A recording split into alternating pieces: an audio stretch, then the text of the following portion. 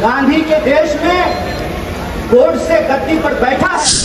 आज तुम्हारी बारी है, कल बारी हमारी है। ये वही साजिश है जो ये अंग्रेजों से सीखा है इन्होंने। वो सरकार है जो आपको आपके छत पर नमाज पढ़ने नहीं दे रहा और आपको जमीन दे रहा है। बिहार के अलग अलग कोनों से, झारखंड, उड़ीसा और बंगाल के अलग अलग कोनों से यहाँ आए हैं, तो मैं आपका ज़्यादा वक्त नहीं लूँगा। मुझे 3 मिनट बोलने के लिए कहा गया। मुझे सिर्फ 3 बात कहनी है आपसे। पहली बात तो ये कि काली टोपी पहनने वाली आरएसएस की फौज ने यह जो काला कानून लाया है, भारतीय राष्ट्रीय कांग्रेस की तरफ से हम इसकी मुखालफत करते हैं, हम इसका पुरस्कार। और दूसरी बात कि हमारा यहाँ आना ये कोई सियासी कदम नहीं है। हम सिर्फ और सिर्फ उस वादे को निभाने के लिए यहाँ आए हैं जो वादा इस देश में गांधी ने मौलाना अबुल कलाम आजाद को किया था। हम उस वादे को निभाने के लिए आए हैं। और वो वादा ये है कि गांधी कहते हैं, रघुपति राघव राजा राम, पतित पावन सीताराम, ईश्वर अल्लाह तेरो नाम, सबको सन्मति दे भगवान, हम सबको सन्मति दे। और हम आपसे माफी मांगते हैं। इस देश में सेकुलरिज्म को बचा के रखने की जिम्मेवारी हमारे कंधों पर थी। गांधी के देश में गोड से गद्दी पर बैठा है, इसके हम आपसे माफी मांगते हैं।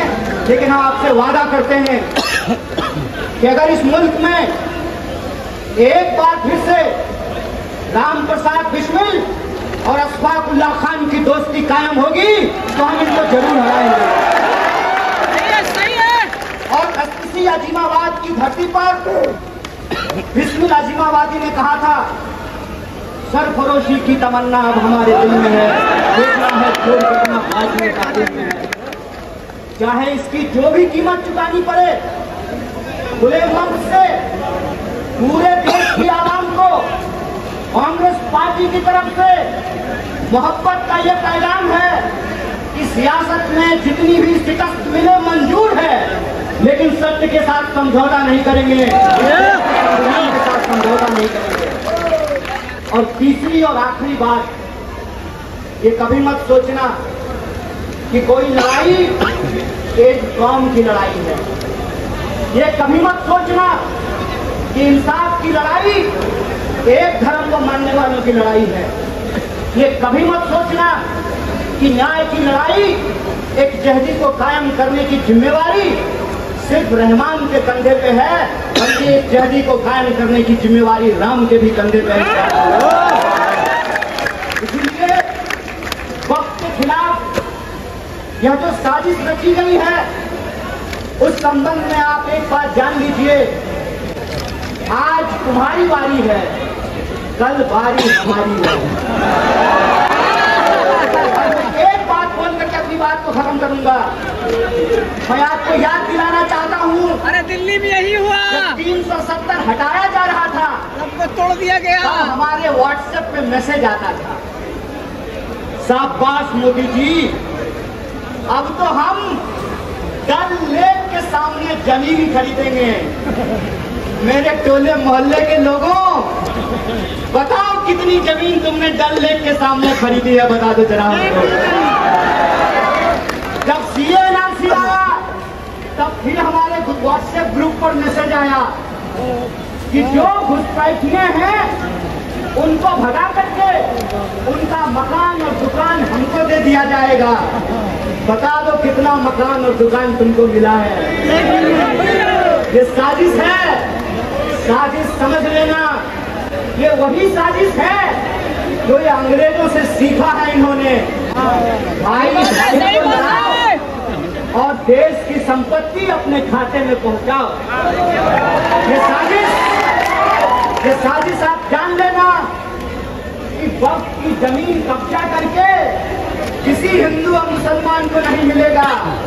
गुजरात से आए हैं साहब, गुजराती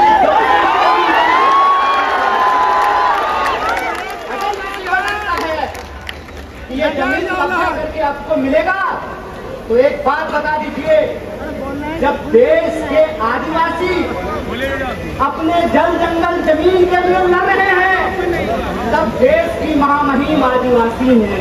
जब दलितों के खिलाफ एक बड़ा साजिश रचा गया, SC/ST कानून को खत्म करने की साजिश की गई, तब देश के महामहिम एक दलित थे। और आज जब यह कहा जा रहा है कि वक्त को खत्म करना जरूरी है क्योंकि गरीब मुसलमानों को जमीन मिलेगी, तो याद रखना ये वो सियासत है, ये वो सरकार है जो आपको आपके छत पर नमाज पढ़ने नहीं दे रहा और आपको जमीन दे रहा है। इतना तो बस एक ही कहना है, राम नाम जपना, पराया माल खेल को समझ जाइए। इसीलिए यहाँ जो लोग खड़े हैं मैं उनको बताने समझाने के लिए नहीं आया हूँ। मेरी आवाज जहाँ तक पहुँच रही है, मैं बिहार के आवाम को और देश को ये बताने आया हूँ, दूसरे के तकलीफ में हंसने की संस्कृति भारतीय होने की संस्कृति नहीं है, ये भारत का इतिहास है। भारत की संस्कृति ये है कि हम अपने धर्म की इज्जत करते हैं और दूसरे के धर्म का भी सम्मान करते हैं। ये भारतीय होने का मतलब होता है। भारतीय होने का मतलब ये होता है कि हम अपने घर में सुख चैन से रहें, तुम अपने घर में सुख चैन से रहो। जो दूसरे के इबादत खानों पर, दूसरे की जगहों पर झंडा गाड़ते हैं, उनके पास ईमान नहीं बेईमानी है, इस बात को याद रखिएगा। इसलिए जब आज RSS कह रही है कि संविधान से, प्रस्तावना से समाजवाद और धर्मनिरपेक्षता निकाली जाएगी, इसका मतलब ये है कि आज एक शब्द निकाला जा रहा है, कल को पूरी किताब बदली जाएगी।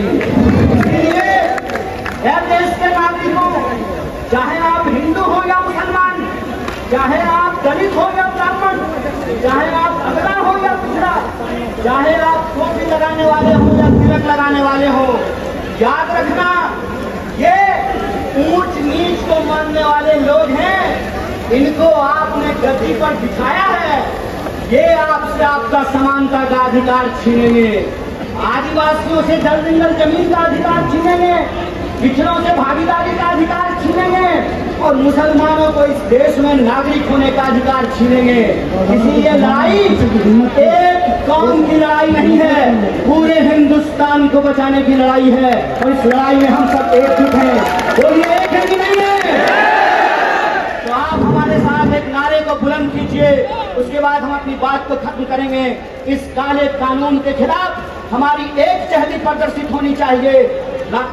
अशफाकुल्लाह खान और राम प्रसाद बिस्मिल की दोस्ती कायम होनी चाहिए। तो आप हमारे साथ आवाज को बुलंद कीजिए, आवाज दो,